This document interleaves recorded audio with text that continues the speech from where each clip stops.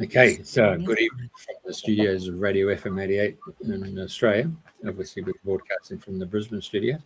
And Thursday nights, 7 years in a row, we've had Dreaming the New Dream. Our co-host is none other than Priti Pauline. She's based in the UK. And the guest tonight, we've had, well, I'm going to say today too, because it's in the morning over there in the UK. So our guest has been on before. It's riveting information to do with biodynamic farming. Anyone who's got a green thumb, green hands, and knows how to work with the soil would be really interested to listen to the show. So without further ado, I'm going to hand it over to Priti. There you go. So good morning, Jeff.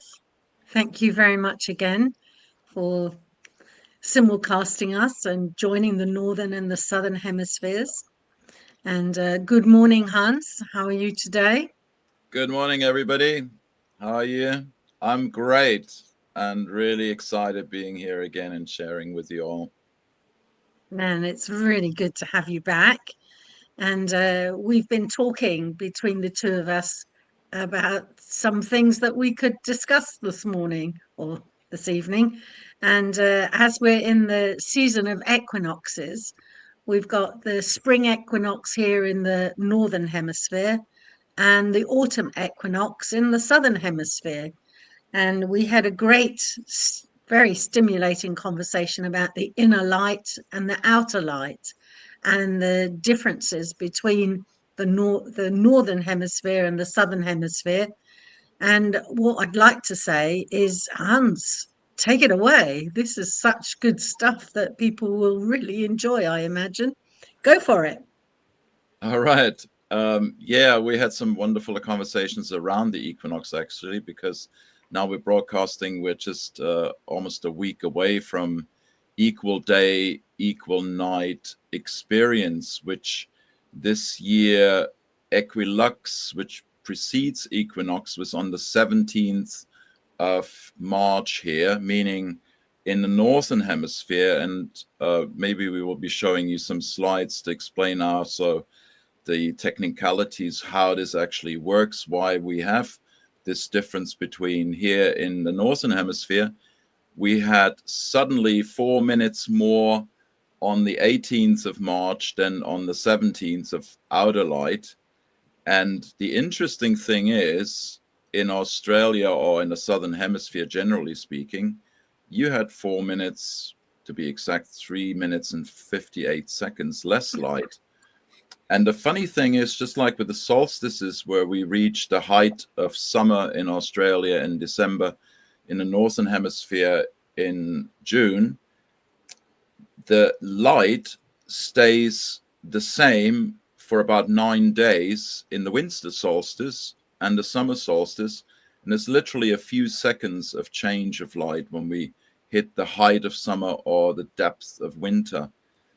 And of course, in this equinox time, it's really this incredible dynamic growth that all the indigenous folks, both in the southern hemisphere, be it in Australia, New Zealand, or in Africa or in South America, always celebrated, and also in the northern hemisphere. And I know very little about the southern hemisphere, how the light changes and how the climate and everything changes, but I know from the tropics, subtropics in the northern hemisphere, how different it is to be in an area that's closer to the equator, because most of the southern countries are much closer to the equator than on, we are really far away, 50 degrees northern latitude. And so we've got a temperate climate. So our light experience of the outer light's very different. And the closest I can imagine for the southern hemisphere, when I think of South Africa, Southern Africa, or Australia, when I lived in Valencia in Spain, they said the light was very special there.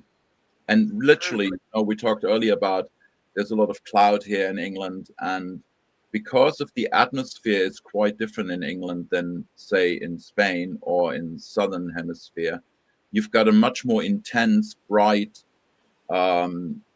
heating light in the southern regions than you have here, for example, in the British Isles, where the light is, I would use the word almost dimmed.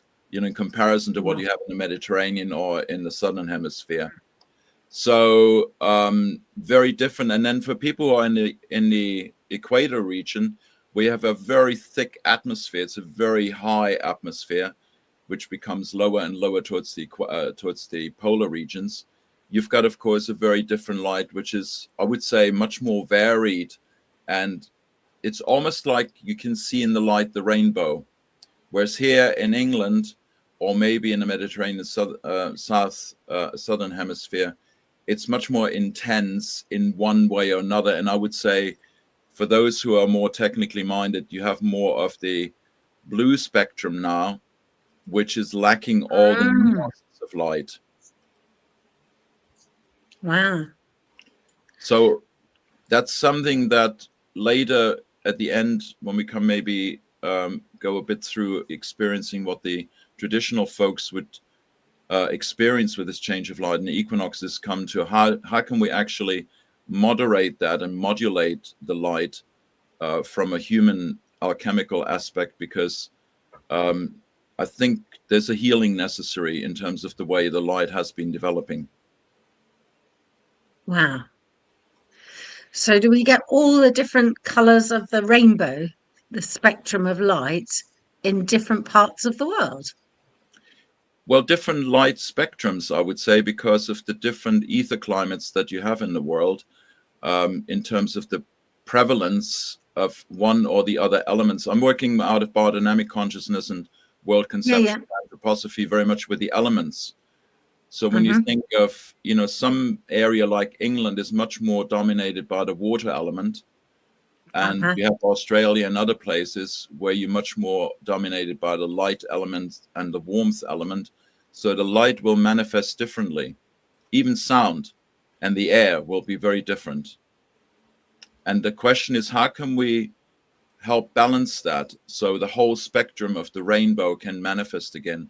And in the spring equinox time, I would say we have the biggest range of light available, both in the southern and northern hemisphere, where the extremes, and the indigenous people really aware of that, of light and shadow, the hot and cold, rest and action, and the physical world and the spiritual world would actually come into a very dynamic relationship. Hence, the big change in nature. When you look at plants like here in England, for example, here in southern England, over the spring equinox period, we had suddenly all the trees budding. The birds were starting nesting just previous to equinox. The people starting going out into the gardens again, being drawn out by the beautiful weather we had. Sometimes it can be very wild. Sometimes it's very warming. And we were very lucky this year. It was very warming. I don't know about the southern hemisphere, what happened in Australia. I heard you even had cyclones not too long ago. We had a lot of flooding here before the equinox. The whole winter was just rainy season for England. But now the spring's coming, a huge sudden change of warming and, nature waking up, outer nature waking up to the outer light. But we are going inwardly kind of asleep, It's like we're going to surrender with our inner light to that outer light growing and the daylight growing and going to sleep. Whereas in winter, it's very different. When you think of, we're contemplating, we're thinking. When you think of what happens when we think, is actually a lot of light activity through our spiritual invisible body that we have and who we are. We are actually much more contemplative and much more in a way of reflection, of assessing what was the last year like, So in the southern hemisphere, you're going into this inward movement. And of course, when you're far enough north or south, that means a lot of darkness in the outer world. And we have for example, in Scandinavia at this time, people will be cheerful because now they will have extremely long days. But when you go into the autumn equinox, you have this problem that people get so depressed that the suicide rate is actually going up tremendously because the mood changes. Yourself what it's like in England when it's cloudy. People, get more depressed. They're more low energy, and it's hard to get out of bed in the morning, for example. So how can we now look at balancing when the outer light is not shining to let the inner light shine, actually, because we have a sun inside. We are a star also. Okay. So in Australia now, people will be starting naturally to want to contemplate a little bit more about what's going on. And okay, we're at the equinox and we're not at the solstice yet. So for the next 3 months or so, there'll be this inner reflection of how things have been going on. What did I do? How can I do it better? These sort of evaluative way of looking at the world. Is that correct? I would say you're going the right direction there, because when I'm thinking here of the spring equinox right now, we're all in the action mode. Yeah. If we have a garden, for example, or we're growers, it's all happening out there. The weeds are starting growing, call them the weeds or the wild plants. Weeds being plants that are competing with our cultivars, and everything's sprouting. Everything, the soil is warming up, lights are getting longer, seeds want to germinate, so we're putting the seeds in for growing our crops. So it's all about action, okay? In terms of outer transformation, I would say, of the nature around, both in terms of when we think traditionally, the craftspeople would now had harvested all the wood, and they start crafting the wood and making wheels and making barrels and making furniture and making utensils. Now they got all the hard the hardwood to actually create that in the summer through their craft. The gardeners and the farmers would be out in the garden and becoming active. Now in the autumn, traditionally what happened was when the light waned, and well, you could ask the question, why do universities and schools start their study year in the autumn, not in spring? Because spring is orientated to the outside world, and autumn is orientated towards the inside world of study and reflection and innovation and projecting and looking at creative ideas. So traditionally here in Europe, and I don't know if anybody in Australia, New Zealand knows about this festival, we have something called the Michaelmas Festival, and that's the 29th. Yeah, it's 29th of September. So it's following up to the equinox, when the days get very rapidly shorter and you have this tremendous sense of losing the light that's outside. You suddenly start going in and remembering you have done, say, farming for the master farmer or gardener or whatever for the year, and you go, I'm a little bit tired of having worked for this fellow for the whole year. I'm going to look for a new place to start working. So people are starting looking for new startups, for new ways of starting their life all over and learning in new places, or discovering new inventions, or if they study on the intellectual level. But in the practical world, it was always the time when the apprentices and the journeymen in Europe of the guilds, which were the fellowship of all the craftsmen, of the carpenters, or the craftsmen of the wheelwrights, or the blacksmiths, they would go from one master to another and look for a new master to have a new experience and go to another country. So they would then journey. Whereas in spring, you're in the place to anchor and root yourself in the work, in transforming the space locally. In autumn, you as it were go inward, but you also spread out and go explore the world in a greater sense, more globally, with global consciousness. Like they used to say, think globally and act locally, but you have to really start also in a spiritual sense, really embrace the whole universe, the whole world in your inner life, in your inner light, in the autumn, winter. And once you've done that, you can apply it in spring very practically, having learned new things and being exposed to a new space.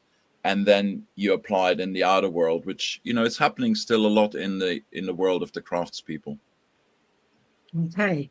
And then also in autumn, you reap the harvest, you reap what you've sown.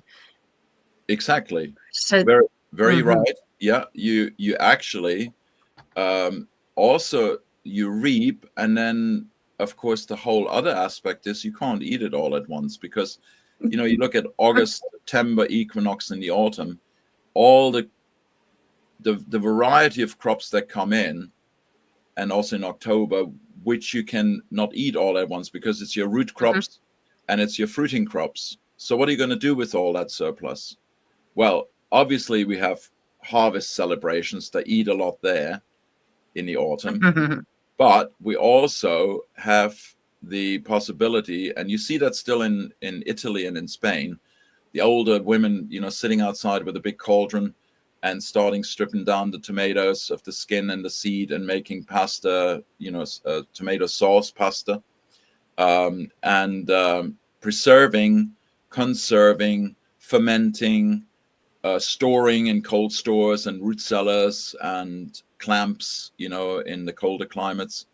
So it's very much also, not just remembering your year inside in your inner light, but it's you gathered the light during the summer half year in your vegetables that you store through the winter. The vegetables and also your firewood is actually sunlight. Yeah. Transformed Interesting, sunlight stored in physical matter. Because light, so you can eat the light. Light disappears at night. Every night light disappears and appears in day.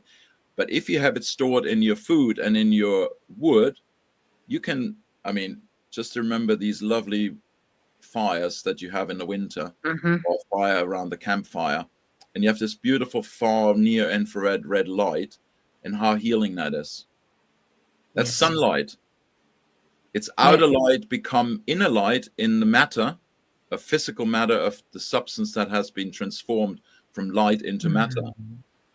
And then you release it again when you set it alight in the wood, or you eat that love, particularly the root crops and the fruit crops are full of light, more than the leaves that you eat in the spring and summer. That light is released in your nashes when you start masticating between your, enamel teeth.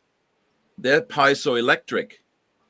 They're starting energizing the light to the brain, informing the brain and the thoughts and the neurons to then go through the fascia and the connective tissue and the cellular silica connectors to communicate with the whole body. So what was cosmic light in the summer, sun having received all the light from the whole universe and projected it down to earth, received by the wood and by the vegetables and by the herbs and flowers and everything we have in the house, it's released through us eating it and informing us and giving us the new ideas, particularly in the winter. Wow. Crops and the fruit crops. Yeah, that's quite amazing. I would never have thought of it being piezoelectric. Mostly piezoelectric, the only time I think about that is when we ignite the gas in the gas stove and push the ignition. And now you've just given a whole new dimension to the word piezoelectric, because they're sparking the new ideas and sparking the new life, and amazing. And we come back to that word at the end when I show how we can actually use that quality also to heal the earth and protect it from the radiation that's coming, both artificially projected now by the, the different satellites and what have you, and also the radiation that comes in from the cosmos that's harmful to the earth. But, just think now also, we talked about the fruit and the root crops.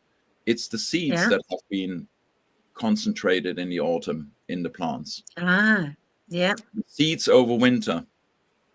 And then the idea of the plant is not just in the seed. The seed is the memory of the old, expression of that plant. Say it's a carrot. It remembers from the seed to be a carrot. But when you lay it in the ground in spring, now in the spring equinox here in the Northern Hemisphere, when you lay that seed in the ground, the memory in the soil of the light that comes in from the cosmos is actually communicated through the humus and the silica structure in the humus and the clay, which is also piezoelectric, by the way, and a conductor. Okay, that's why we have electroculture. That's a whole nother subject that maybe okay. Francesco and those people who are working here in Britain. Indeed, yeah. But we are enhancing that through the seed, which is silica and carbon, and the you might say, the genetics of the previous plant, laying it into the mother soil. In German, we call the soil, the topsoil, the mother soil, the mother ground, we call it, like the uterus in the woman. Yeah. And then the fertilizing happens from the cosmic light in spring being so powerful to wake up the seed through the archetypical memory of the plant. That is, the plant information does not live in the seed alone. It lives also in the cosmic environment through the patterns, which manifest through the light and through sound, the air, are waking up the seed when we lay it in the ground in spring, and helping the seed to remember in a full way, not just to grow like it grew last year from past experience, but also what it needs to do this year with a new impulse that's coming in. A little bit like you use your memory to, base your reactions and your way of responding to the environment from your memory, but you always need new intuitions and new ideas to adapt to the changes in the outer environment or to your social environment or wherever you might have moved house to another culture. You have to then adapt to the outer impulse that comes from the knowledge and from the wisdom that's actually, when you look at it, it's really patterns and sacred geometry, and it's mathematics, and it's music, and it's light. And it manifests in that way. Light becomes music, music patterns, and patterns through water then manifest in the physical world as the substance that we then harvest. That might be very highfalutin and very, very, far-fetched for some people, but that's how it really happens. And the question for a biodynamic farmer and gardener is, how can we assess this manifestation of light through these different manifestation levels of sound, water, earth, manifesting in earth, which is then the vegetable or the flower or the herb or whatever we grow, through assisting it through alchemical processes that we learn in biodynamics. Ooh, I'm a bit blown away with all of that. The traditional cultures did this instinctively. Yep, that's what I'm saying. Yeah. And the indigenous cultures, when they celebrated the equinox, they had their circles of dance and sound and singing and bringing the light that way through the rituals that they would perform. And also the magic, they had their substances that they had it in their days. Like, think of the Koki Indians, for example. I don't know if anybody heard of the Kokis and the mamas, the priests. So they basically are saying through their ritual, which is they have a container and they stir the coca leaves continuously while they're awake. There's always some of it awake. They say through that they're turning the earth.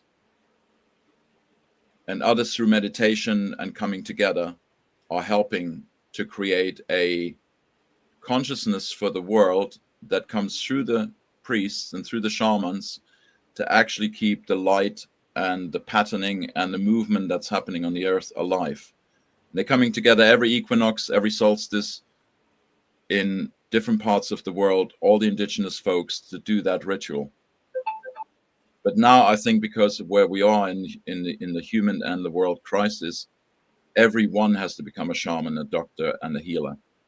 And that's what we're teaching in biodynamics, how to do that with the land and with the growing, and transform something that was just the privilege of the shamans and, a few priests. Everyone can become that in their own garden, in their own flower pot, and what have you, and celebrate those. Right. So in England, we had, you call it Easter, comes from the word estre. And I think I gave you a slide on the sacred goddess of Estre, or Ostara, which is Easter, which is celebrating this change from the darkness into the light, and from working inwardly more in the outward world, and bringing about this beautiful work in the outside of nature. Okay. That's Yeah. in a nutshell, what's really happening, and why the light, we are so influenced by light, both inwardly and Yeah, outwardly. it's Just don't Ostra. realize. So here it is, the picture of Ostra and the spring equinox. Yeah. And we have the different ways in which you symbolize those, with Yeah. the almost like the Holy Trinity coming together, and Yeah. the Holy Trinity with a circle coming together. So the slide above Um, shows you about Ostra or Ostara and the rabbits, because some people might think, why do we celebrate Easter with the rabbits laying eggs? And there's a whole mythology about Ostara, that she saved a rabbit who was ailing, and a bird that was ailing, and the bird turned into a rabbit. And because it still remembered to lay eggs, now in the mythology of the Celts, the rabbits are bringing the eggs because it was a transformed bird, and because the rabbit had so much gratitude for being saved by Ostara, he gifted her with laying eggs, and not just laying eggs, but even coloring them. The coloring of the eggs on the Easter that you put on the willow or things in the Northern Hemisphere. That's very much, memory of that kind of mythology of what happened with that transition. And then, as you say, there's not too many people that know about that. At Easter time, it's full of Easter eggs in the shop, but where do they come from? Why are we? Yeah, it's a good question. And if you just go back to if you just go back to the Ostra and the spring equinox and the Triskera, just Ketra, you said, it's very interesting. The symbolism there is really about the Trinity, and it's about life, death, and rebirth, which we celebrate in spring, right? So we went through this inner life in winter, and then we're dying to ourselves and what we know from the past to live a new life in spring. And the seeds have to die to bring forth the new life to the plants that are born out of the seed. The seed doesn't die. If our old concepts that we created in winter don't die to the reality of spring, what's in front of us, we become obsessed, dogmatic perfectionists and stuck in our heads, instead of getting into the impulse of action and trusting that we're led by nature and by the intuition that we have into the transformation and rebirth. And then you have, you see, and then you have the whole aspect of the this triquetra, also symbolizing Trinity, body, soul, and spirit. So, in nutrition nowadays, we know that the gut informs the heart and the brain. And if the brain, the thinking, is not aligned with the heart and has a coherence, we are going against ourselves. We need to have that heart head coherence, which they teach in the Heart Math Institute, for example. And then you have the whole aspect of the law. Where does the law come from? It's about the land, air, and water. So every law, natural law, is actually based in the elements. And I would say there has to be another one, which is warmth element, which is missing in the law in the way it's been seen as a trinity. But, for sake of trinity, you have also the woman and the path of the human being through life. You go through life in 3 stages. You are the innocent youngster or maiden. You're the mother who takes responsibility for the new children. And then you're the crone when you're in your old age. Or as a man, you're the innocent, young man. And then you're the creator, and you're also the wisdom holder with the crones together at old age. So this symbol has many meanings, really, that could be, laid onto it. And the traditions had really that kind of consciousness, which we're now rediscovering in a new way. So spring really holds that kind of rebirth potential. And then, I just wanted to go on. I just wanted to let you know that recently, of course, in Sussex, I was out collecting lots of wild garlic that has just sprung up. It's a beautiful herb, and that certainly awakened a lot within the taste of the foods that put a little bit of wild garlic on it. It's fabulous, and that's a brilliant to me, awakening, and it's very awakening tasty. and a tasty awakening, as you say. And at the same time, also, it's an interesting time of year because you know how in England they call it the hungry gap. I So didn't the know hungry about gap was this. the time when there was barely any food left, and because there was barely anything left. Well, let's go back a little bit. In preparation for Equinox and Easter, we heard all about Lent. Yes. 40 days, which, you know, it celebrates Christ being in the desert and being tempted and all those things before he entered into Jerusalem on Palm Sunday, which is happening this next Sunday. So those 40 days are a time that's marked in England by Pancake Day. Yes. Before Ash Wednesday, right? So the traditions used to eat up all the eggs because they couldn't store them into the warmer time of the year. You know, they didn't survive. They had them outside when it was cold winters, and they were preserved because chickens don't lay eggs in winter. So they kept them, stored them, and ate them all on Pancake Day. Well, in other cultures, it's called Carnival. It's called Carnival because they ate up the last bit of meat that they had stored. It got too warm to store it because, you know, even if they salted it and preserved it, they couldn't keep it. So they ate it all up in the celebration, and then became the fasting because there was no food left. They had to fast. And assisted by foraging wild herbs that started coming up, like the wild sorrel, the stinging nettles, the your wild garlic, other herbs that are very bitter, and started cleansing the body and detoxing the body before Easter. And then Easter Sunday was another feast day again, because it was the first time, like you might have, you know, the lambs were born and you slaughter the first lamb, particularly in the warmer climates a bit further south.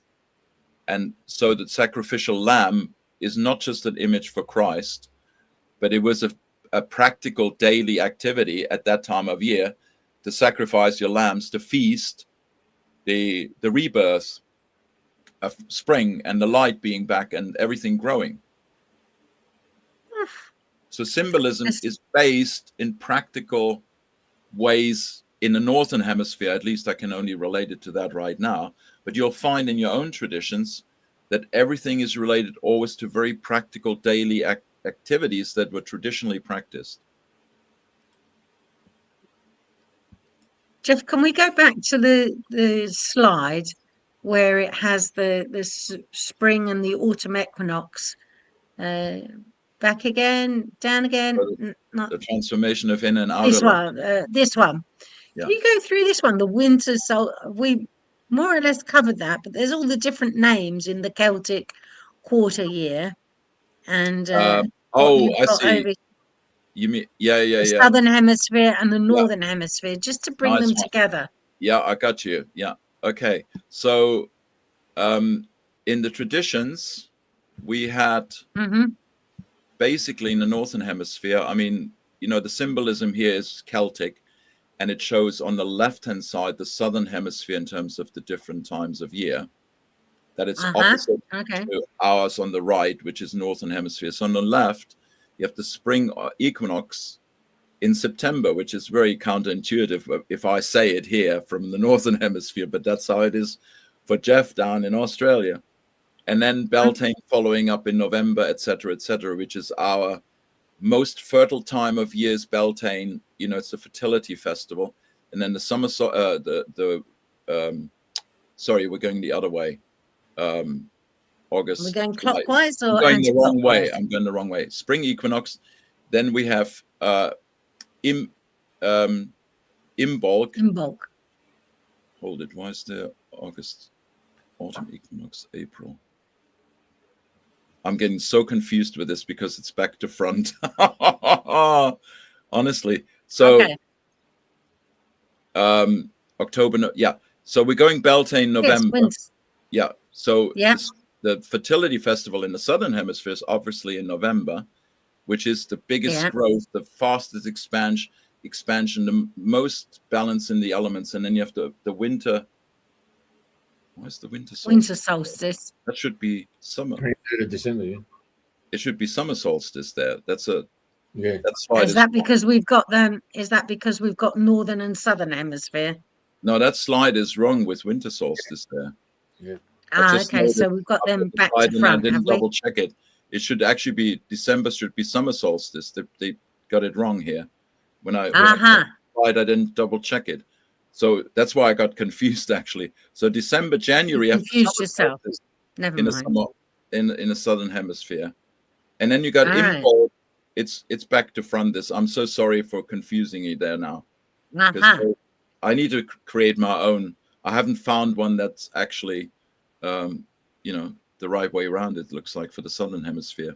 So really sorry about this. Not an easy one to actually explain it on this because the spring equinox is correct, and yes, on the left-hand side. On the left-hand side, and the autumn equinox, but everything else is actually back to front. I'm sorry. Okay, not to worry. But if we go around the year on the right-hand side, hemisphere, on the right-hand side, you see how you got. Let me just see quickly here. So Ostara, where we're now, Easter, spring equinox, Beltane coming into May here in the northern hemisphere, which is the fertility festival. And I used to do Morris dancing. We start in 1st of May, and then we finish on the 21st of June, which is solstice, which is Ither, here on this little diagram. And that's when you stop doing the fertility dancing, because the growth of the plants has taken place, and they got enough growth and light accumulated to then start ripening in the summer warmth that comes then with Lugnasa, first harvest festival in beginning of August. And then you have Mahon in the September, which is autumn equinox. And that is the harvest festival. And then you've got Samhain, which is the transition into the darkest time of year in terms of the soul, this journey of the soul, and where the beginning of Carnival is happening in northern hemisphere, where you celebrate actually 11/11, so 11th of that's the November month. At 11/11, they start Carnival and bringing all the demons out, because the atmosphere is the thinnest and it's really a dark time of year. A lot of people die. The leaves are falling to the ground, and then you go into midwinter, when traditionally here in the Celtic tradition, people would be initiated in the different underground caves, and the sun would wake them up from a temporary death of 3 days held by the priests and being initiated into being the new priests and priestesses. So Christmas Day used to be the day when the new self, the new higher spiritual awakening would happen in the priests and priestesses in the Celtic tradition.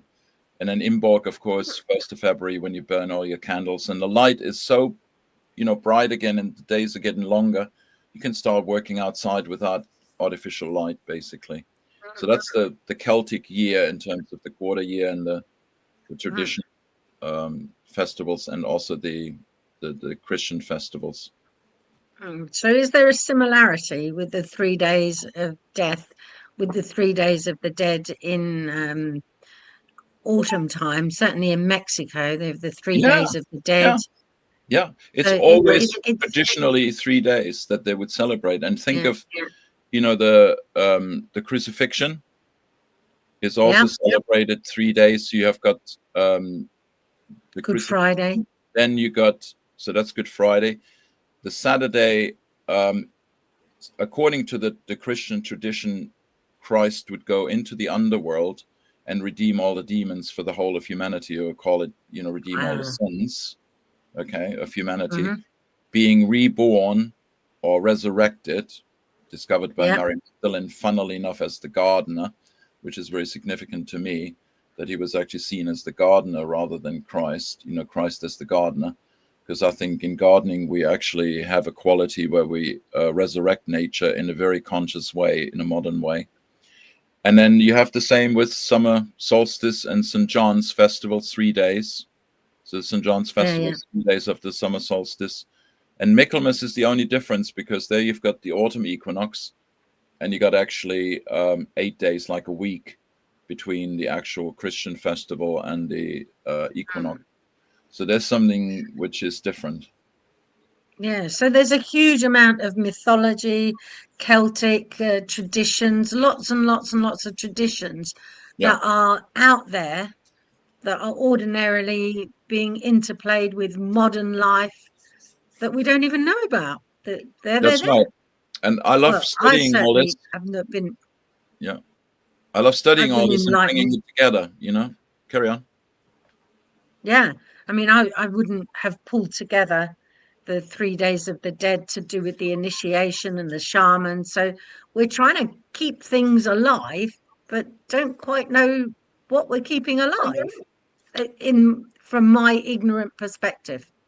And that's why in the Wholistic Living University, we started a new way of working with the festivals and the changes that are happening at different times of years that we are creating with the people who are together. Say at this time now around Easter, we're going to all come together in a group of, say, 12, 15 people, and we're going to create a new festival as we experience it now, here and now, being aware of the traditions, but not celebrating just traditions, but creating new festivals that are present with our consciousness as we're here now, as a group of people who come from different cultures. Like we've got people from the Muslim culture, we got people from Hinduism, we got people from Christianity, we got people that are more versed in the Celtic tradition. And we're bringing that together with our modern consciousness and create new festivals, a new celebration of the changing rhythms, the changes in, our relationship that we have with the land, with the way the nature changes at the time, and celebrate that in a creative way, with games, with poetry, with movement, with dance, with, all sorts of different types of celebrations, because that's something we really want to offer as the arc of the season through the university that we're creating. Okay. And in conjunction with dreaming the new dream, I can see you've got here, grow your own health. So if we're dreaming of betterment and growing our own health, where would we start there? I think, as I said, it starts all with reconnecting with the outer and inner nature, in terms of seeing, we talked about the inner and outer light, but there's more than the light. It's, what's living outside in nature, changing constantly and being in touch with it and immersing ourselves on a daily basis is really of the essence. Like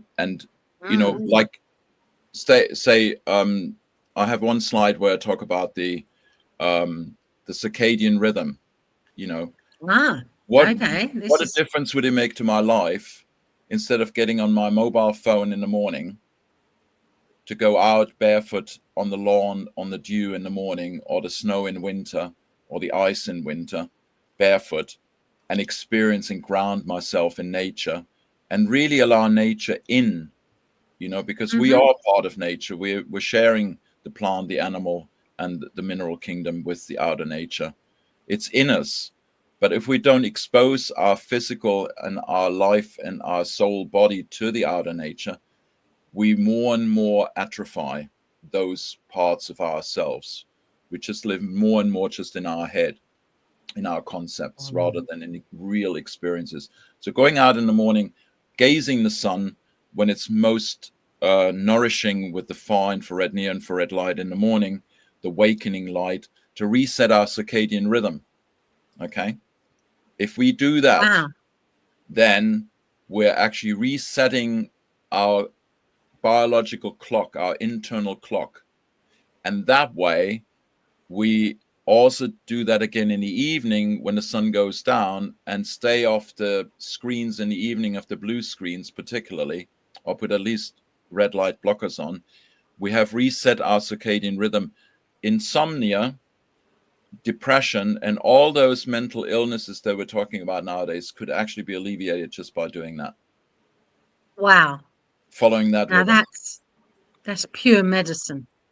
It's pure medicine, and it's not just pure medicine in terms of the light that we experience consciously, because you have to do this consciously as a conscious activity.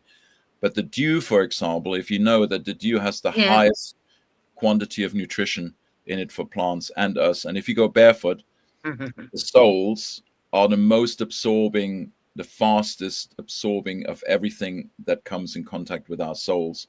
So being with the dew, earthing, and then in the evening and gazing to the sun, taking the sunlight in, you're actually reconnecting, like the seed. When we lay the seed in the ground in spring, you're reconnecting our past with a future of the sun that's coming that day. You're going to be set up to be creative, innovative, and cheerful and joyful, because, I mean, who doesn't feel that amazing awakening with the sun in the morning and that light hitting you?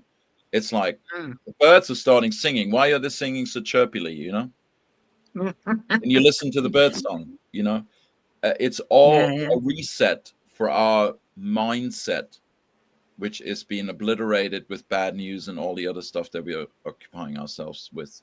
And then on top of it, if you are in the garden, I have a few suggestions how we can actually moderate, you know, being proactive, healing the earth and ourselves by doing alchemical processes with the soil and the land and the plants when we do our biodynamic preparation work. Okay. So I'm going to suggest to our audience and the people, if you want to dream a new dream, that a challenge could be for the next 30 days, on 60 occasions, 30 in the morning and 30 in the evening, just go and walk barefoot and absorb what's going on, whether it's wind, rain, sun, whatever the weather, walk in nature, just walk on the grass. And I wonder what that would. It's one step. It's only one step to one step at a time. One step, and the result's going to be magnificent. I mean, that could be a marvelous way to collectively just be the antidote to all sorts of mental illness. And as an offspring also, as you get into that state of peace and presence and connection, you're going to anchor the consciousness that's just floating around and rife and, you know, getting even violent and emotional and all these things that are happening between conflicts between people. It would be anchored in that moment as I would call it even a meditation of peace. And it's what you can do for yourself, you do for the world. Yeah. I mean, once upon a time, I was part of an organization called the Bromley Advocacy Project, which was all about giving a voice to people with mental health difficulties. So this is not giving a voice. This is giving something very practical and giving a reconnection to dissolve the mental health difficulties. And it's a simple act of walking in the grass and looking up, experiencing the light, and morning and evening, twice a day, go out and get your dosage. I'm just imagining One Flew Over the Cuckoo's Nest and Nurse Ratchet go on off out there. Let's be crazy, yeah. Walk crazy in and the happy. rain. Yeah. Dance in the rain too. It's an amazing. I'd rather do that. Yeah, amazing practice. And just think, like you said, immerse yourself in the light experience, the grounding experience, but also the sound. Because when you have rain, when you have wind, and the changing leaves, you know, in winter you have no leaves, then you have the spring leaves, then you have the summer leaves, then you have the autumn dried up leaves. The sounds are changing. You're really reconnecting to every little really pay attention. The bird song changes. What do you smell in the air? What do you, you know, and then, you know, maybe taste some things, you know, we're not so much like animals, like dogs. You know, they follow their scent. The olfactic sense is the closest to spiritual perception. So smelling into the environment, you know, sensing the aromas that are changing. And, you know, sometimes you walk through a street and you get this amazing scent and you go, where did that come from? And it wasn't artificial perfume by a man or woman passing by with deodorant. No, it was a bush that was flowering, and the air just gave you that little waft of air that, you know, infused with the light of making the flowers flower. And when it's a hot, light-filled day, you have with a bit of moisture in the air, and you get this waft of beautiful scent that hits you, and you go, where did that come from? That was magic. You know, where is it? And you can't see it. It's maybe behind a fence or behind a, you know, the wall or something. It's that kind of waking. When you do the morning and evening exercise, you would waken up to those kind of experience in your daily life, wherever you are. Wow. So growing your own health is not just about growing plants and being with the rhythms.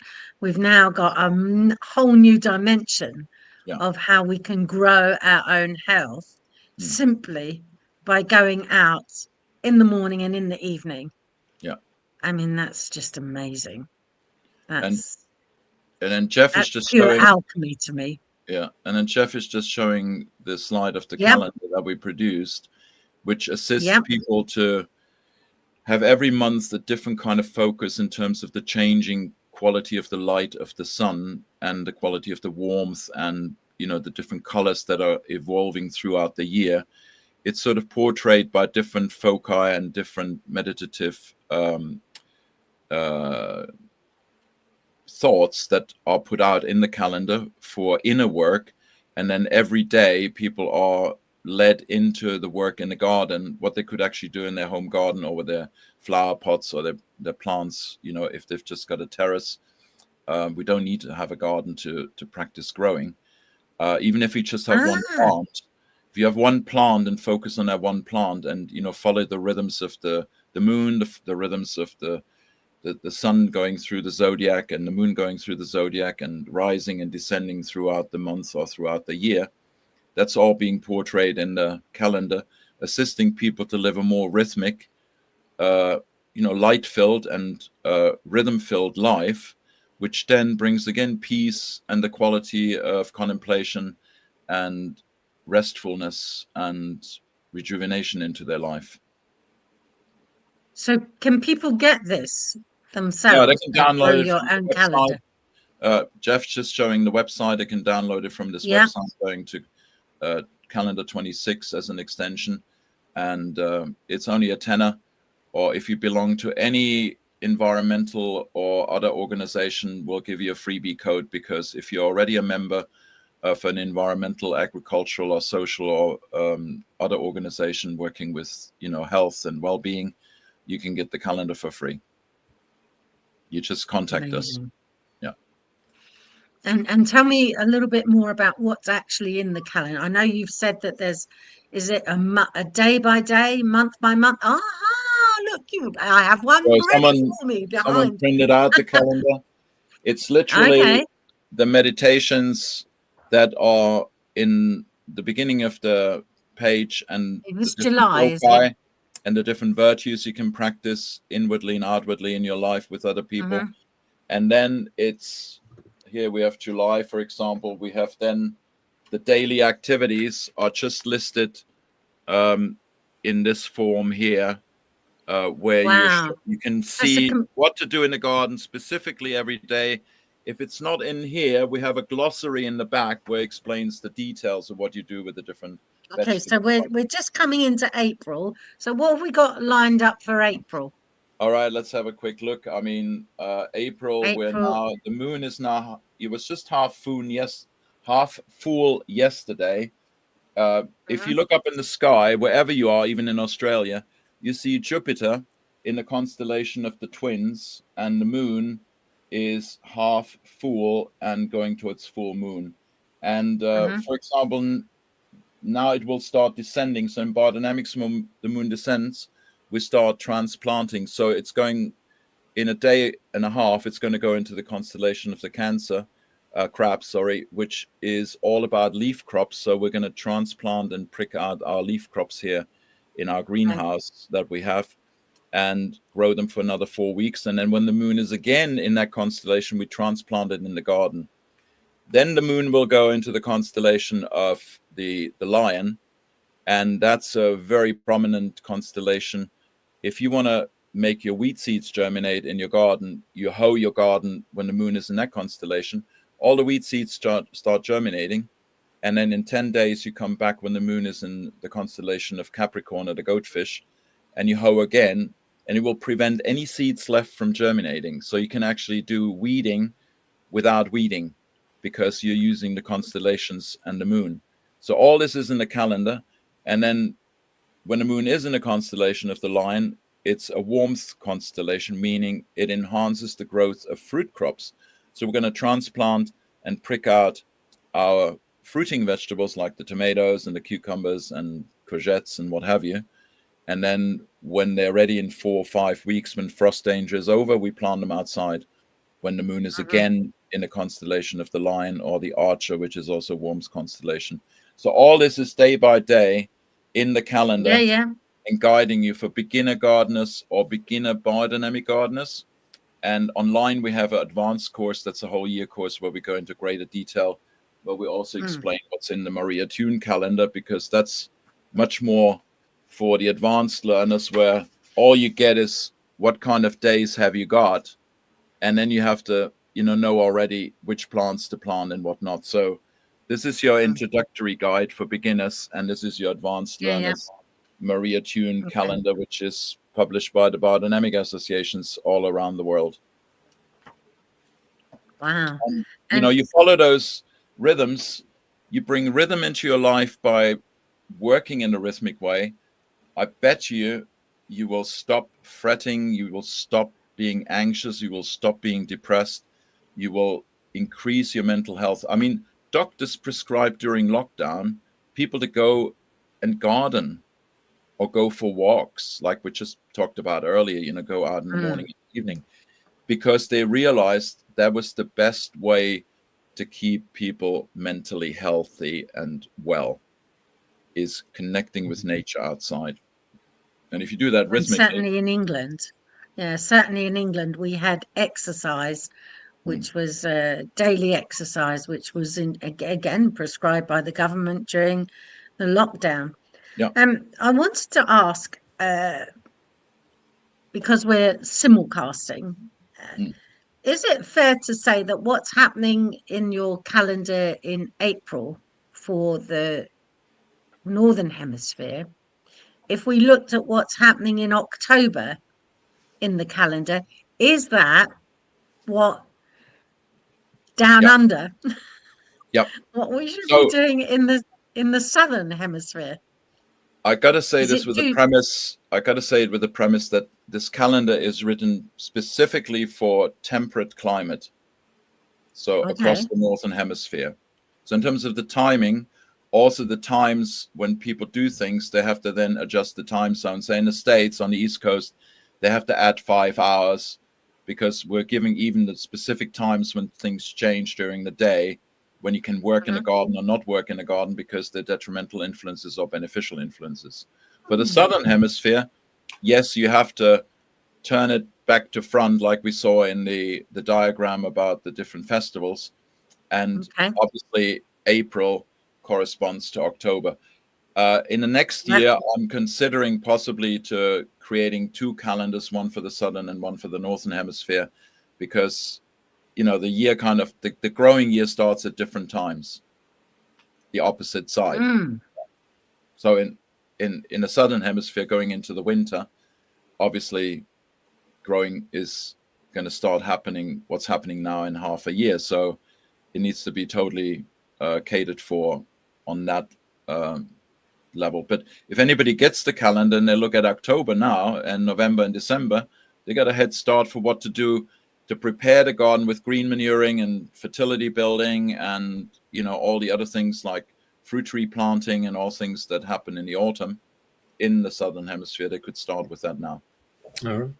Wow. Okay, so we've now got symmetry between the northern and the southern hemisphere So it by is. simply converting April into October, May into November, and June into December. And what have we got? July into January, and we're away. We're flying. Yeah, and the only thing Brilliant. that is not written in this calendar is the new year for the southern hemisphere, because you're ahead of the game in a sense, you're even ahead in Okay. time. But so we would have to create a calendar in July for the southern hemisphere, for starting with January or August. July, January in the southern hemisphere. We would have to publish that calendar in our spring, summer, to get the Australian folks ready, and the South Africans and the Argentinians and so on. Yeah. Yeah. Okay. Right. I'm going to bring it back to the equinoxes now, Yeah, because when we had a conversation last week, you were letting me know that the actual precise equal day and night was the 17th of March, not the 21st of March that we all think of. Yeah. Now, is that the same in the southern hemisphere? Here we are, the change of seasons. Yeah. So what was it that has brought the equinox earlier? Or is it a dynamic equinox? Well, one thing is that the definition of equinox in the astronomical world and in the world of publication is the crossing of the ecliptic of the sun through the ecliptic of, there's like a slight distortion to the ecliptic of the Earth, and so the equinox officially astronomically was on the 20th this year. But when you think of equal day, equal night, they call that equilux for some reason. That was on the 17th. Lux, Now, as in being the measurement of light. Yeah, in terms of the Earth's axis, you can see here, which is 23.5 degrees inclined, you can see that because of that inclination, the autumn or the spring is different, because as the Earth is inclined going around the sun for a certain period, say, for example, for us right now, we're inclined away from the sun on the left side. Let me just double check quickly, say this the right way. Let me just double check on this. So winter in the northern hemisphere, we are inclined away on the left. So the image of the Earth on the left side of this image is showing your winter in northern hemisphere, because the angle of the sun is like it's skimming over the surface of the Earth, and the sun rays are not coming down more perpendicular, like it says underneath. It says the summer in the southern hemisphere, where you have more perpendicular rays hitting the Earth, and therefore you are now in the summer, for example. But right now in the autumn and spring, which is the middle position of the Earth, so we have on the top September, so September being the autumn, on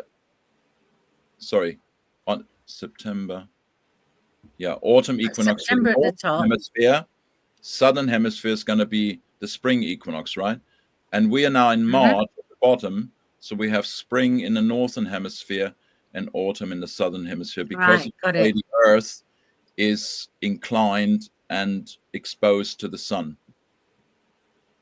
So it's an astronomical factor that, which is magical, because if you think the Earth's axis would be vertical, there would be a very, very thin strip on the Earth that would only be inhabitable, which is more or less where we are in England, and where maybe the Australians are in down in Queensland. No, what's it down? The island. Tasmania. Tasmania, yeah, that would be. And the southern island of New Zealand might be inhabitable. But because it's inclined like this, it creates this incredible variation of climates on the Earth. I mean, who designed that? Was it designed? I don't know. It makes it's really magic that we have this incredible situation that it creates a perfect condition on all parts of the Earth to be inhabitable, except for the polar regions. Mm. So Okay, even can we move up to the next slide, Sorry. Jeff? Okay. I'm just going to ask Jeff, can we move up to the next slide? So give you a chance to go through all the preparation that you go. I mean, this is amazing. The When you change start of studying, light and when you start studying astronomy and then astrology and astrosophy, which is like, advanced courses that we're developing in the university now to teach people, and history and everything else, it's incredible how everything seems so like everything was designed. There's nothing random in this universe,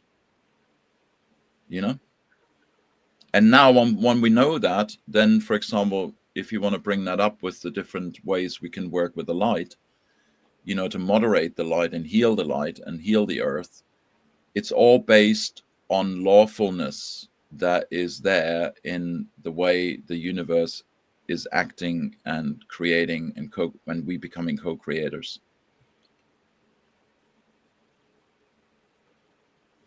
So looking at this picture where the warmth this is now comes the effect. in.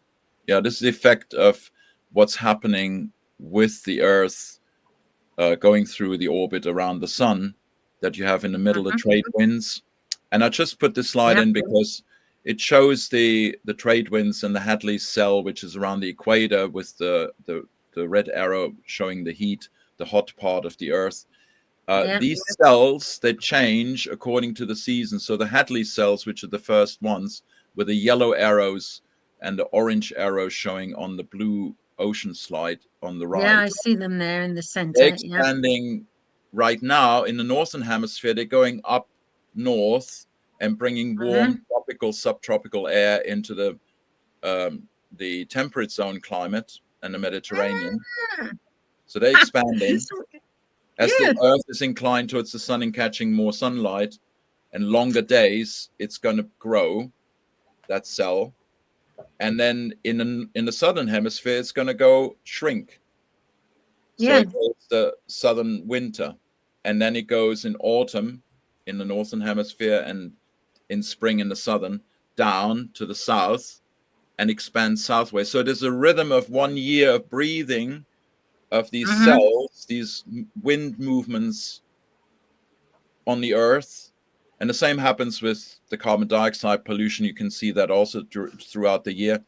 It's the highest in winter when the tree leaves are down, and in May it starts disappearing. There's no carbon pollution because the tree leaves are taking up the carbon, and then you have no carbon in the air anymore. That's excessive because the trees are transforming into oxygen. There are all these breathing activities happening with the air and light element. Wow. So it's all happening without our interference. It's just happening because it is.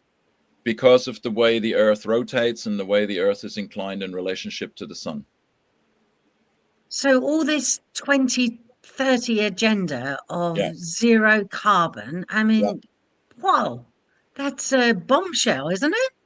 Well, it's debunked by major scientists anyway already. Even in the regenerative agricultural community and everywhere I go to now, the people who were really on board with this are realizing that's, what the biggest healing activity needs to be right now that we're coming to is not about carbon, it's about water. Tell me. Because the water cycle is disrupted. The water consciousness has been disrupted by our own emotional and I would say irresponsible way of thinking, acting, and feeling. And water is consciousness. Water is self-healing, but we need to give it and enhance the environment so it can actually heal even faster.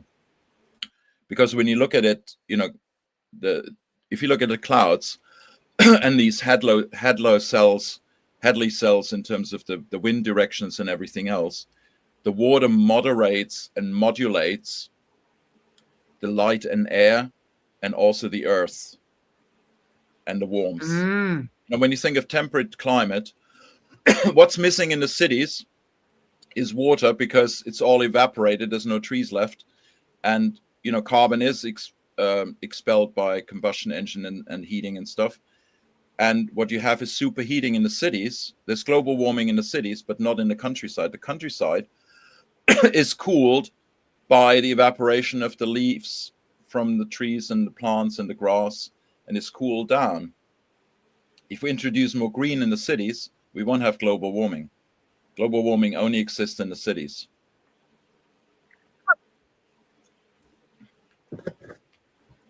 Well, now there's a challenge. And so the carbon problem is as well. It's where carbon's concentrated in the cities without trees being able to transform it into oxygen. You've got a carbon pollution problem. But not in the countryside. Richard Saint Baker, I don't know if anybody knows about Richard Saint Baker, the man of the trees.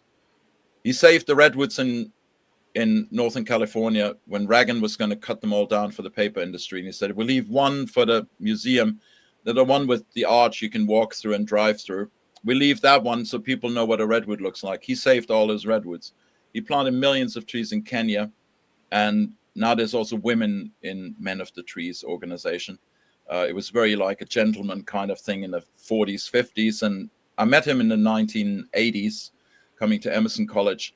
And he even visited Vietnam and had the children were replanting all the napalm destroyed landscapes with trees and stuff. He had amazing experience. And he came and he said, you know what? There's one problem in the cities. Oxygen levels in the cities are down to 17 or 15%, even in the summer, because of all the combustion and all the lack of nature around producing oxygen. Now, usually it's 21%, okay? That means the people won't be able to think clearly anymore. They will fall asleep, and the immune system and everything else will go down. He predicted that in the 80s. Wow. And now we're seeing it. And we're seeing the consequences. And Zach Bush, if you listen to Zach Bush, I really highly recommend to interview him and to have a conversation. He talks about the light, the fact that light is not there anymore in the food. It's not there in the body communicating anymore. And the cities are literally places where the pollution is so high in winter that people will, with no doubt, have lowered immune system and more contagious or, infectious diseases, I should say, rather than contagious. Contagious energetically, but not physically.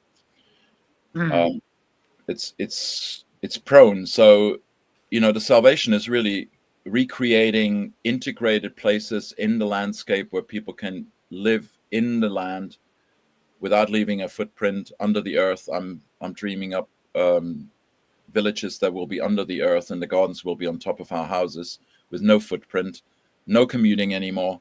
We'll be all locally networked and regionally networked, because it's the only way forward, really to live a healthy and rhythmic and non-polluting life. Because and water management, really honoring water, which we're doing here. I'm on the watershed right now. Where I'm sitting here, I'm on the watershed between the Ouse and the Medway River, and they've both been granted the right to be represented, to not be polluted anymore.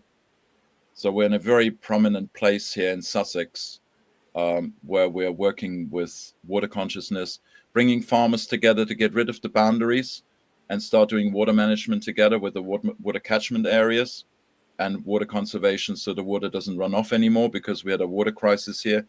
2 weeks, no water. And it was raining like hell. Yeah. So we have to become responsible for the water cycles, and then the light will inform the water with the patterns, and the sound will inform the water with the patterns to recreate life on the earth. Okay. So I may have misinterpreted this, but would roof gardens be one of the ways in which we could start to reintroduce more trees into the city areas?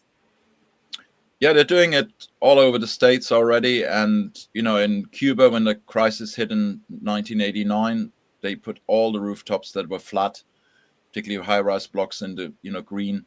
in Germany, Austria, forget the name of the amazing architect. There were several architects actually who created like,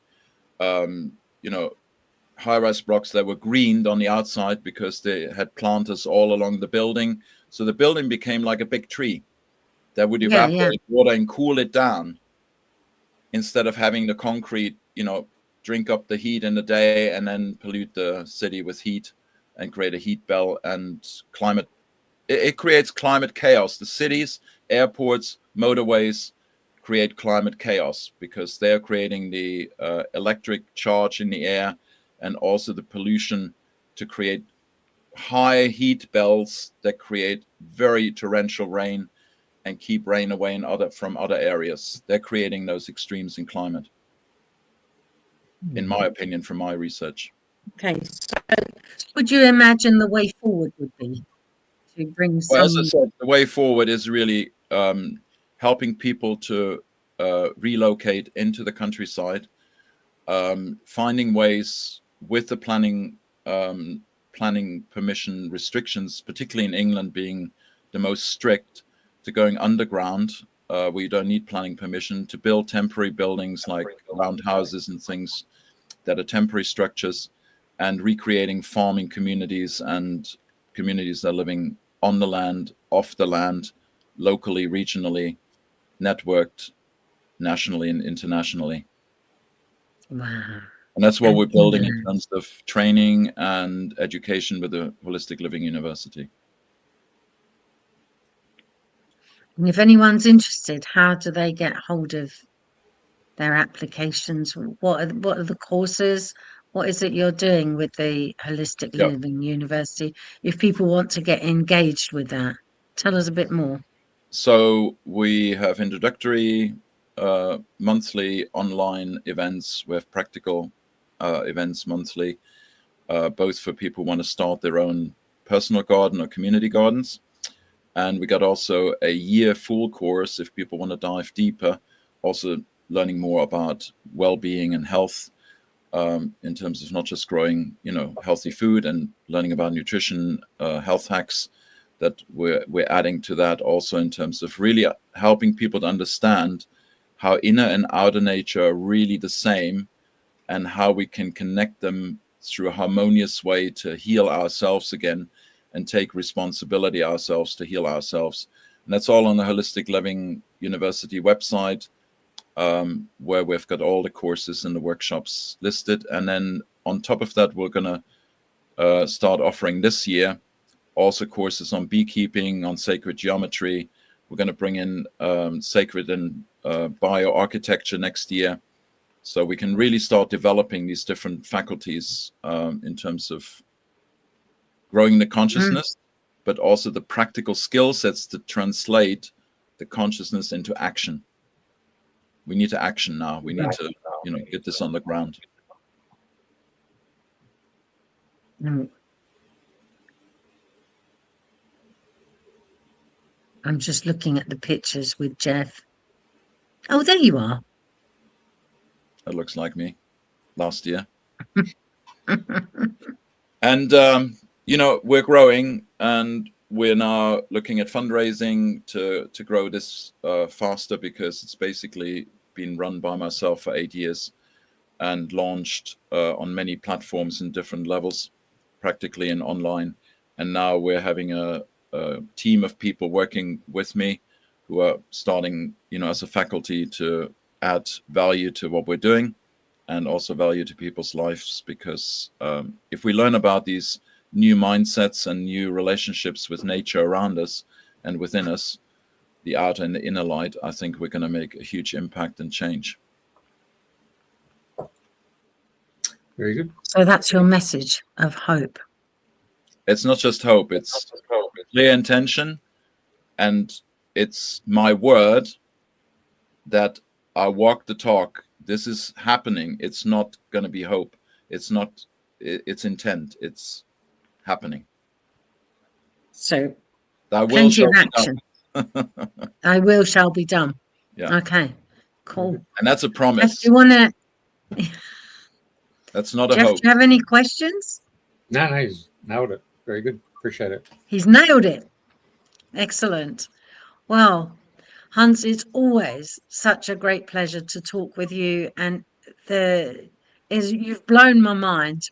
You've blown my mind with so I think we can forget all about any ideas I previously had 2 hours ago. They're just forget that, because it's flipping amazing that everything is all around us all the time, and it literally is hidden in plain sight, that it's all there.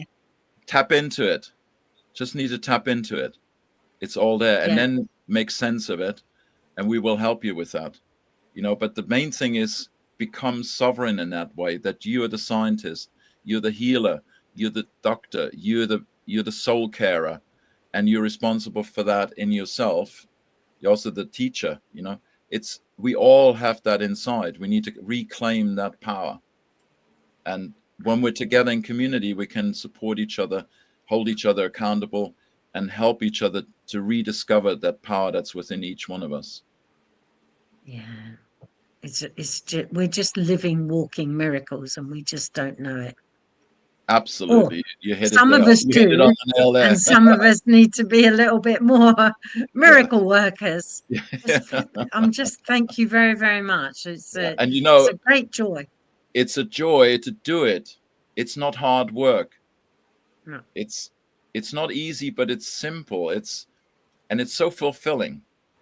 Right. It nourishes me every day. And you asking questions and people coming back with questions, this is going to make it grow. The quest of each one with their authentic questions. There are no silly questions. There's no stupidity.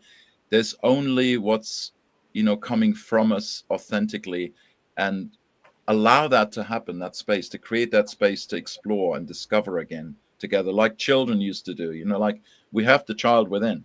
Let's do it. All right. And I just want to finish up by saying how wonderful the quince tree is in the garden. So Hans was back again to look at my mother's quince tree, and it's been saved. The winds didn't completely rip it up last September totally, and it's been supported, and the props have been taken off, and with a bit of luck, they'll get the new trench to put some more compost in the ground all around where the roots need to grow a little bit stronger.